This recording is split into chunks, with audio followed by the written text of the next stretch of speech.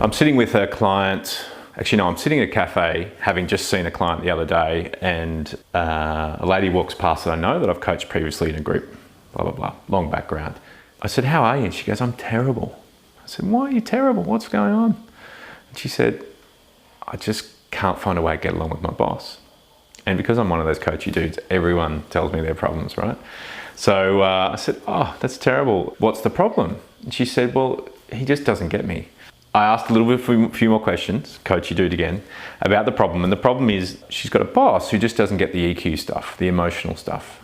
So what I'm going to talk to you about today is working with the people around you who may be really low EQ, and some ways that you can change your communication to improve the relationship. Talk to you in a minute. So here's the thing with low EQ people. It's a little bit harsh, isn't it? But you know what? We're not all good at everything.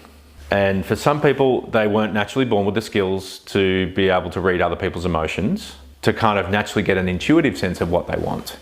And so since about the 1930s, we've had this really interesting dimension in management and leadership, which is really that some people are really good at maintaining and building relationships at work, and some people are really good at getting shit done. For most people, most people aren't all that. They're not all about getting stuff done. And most people aren't all relationships.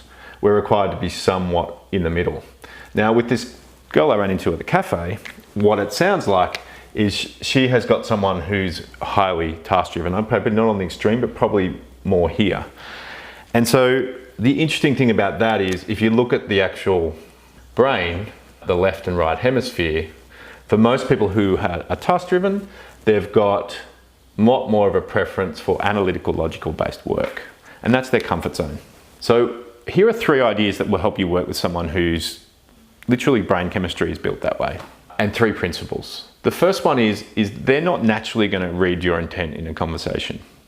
You know, for some people who we're comfortable with, who have got those skills, the relationship skills, they'll kind of pick up that you're frustrated, pick up you're angry, pick up you're sad. That won't happen. So what you've got to do is actually explain clearly the why and the what, and frame each conversation around not just the relationship, but also the task. What has this conversation got to do with the work getting done, with the shit getting done? Because that's this person's frame of reference. The second one is this whole idea of the tutor in the text. So when I did my Masters of Education in, it's nearly 15 years ago now, we did it globally with people in Canada and South Africa and Sweden. It was really cool. But one of the things I learned was how difficult it was to learn when you didn't have someone sitting in front of you. And they called the idea of the tutor in the text, which is when you don't have time to build a connection with someone, you've got to actually communicate more, right, to help them understand. And so they called that the tutor in the text because you've actually explained the written word. But what I want you to do is explain the tutor in the text in relation to the relationship element of what you're talking to them about. So every one of us, to get tasks done, need to build relationships, but sometimes the boss won't explain why you need to put effort into that because they won't naturally get it. But we've got to make the effort to be the tutor in the text, to explain a little bit more behind why that's important. The third one is, as much as you can, shorten your sentences. Really practical thing. If your sentences are too long, you communicate too much and you don't get to the point, people who are low EQ, high EQ, and more left-brained will tend to tune out. So this may help you at home with a low EQ person, or it might help you, I didn't say that by the way, but it might help you at work as well, working with a low EQ boss.